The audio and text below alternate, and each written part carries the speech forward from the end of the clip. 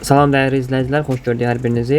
Siz də dərslərinizdə istifadə edə biləcəyiniz belə bir şəkillər hazırlamaq istəyirsinizsə, bunun üçün ChatGPT-yə belə bir prompt yazırsınız.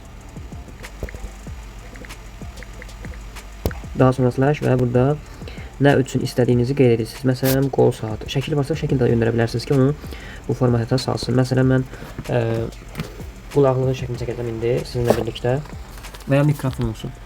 İndi kameranı açıram və mikrofonun şəklini çəkdim.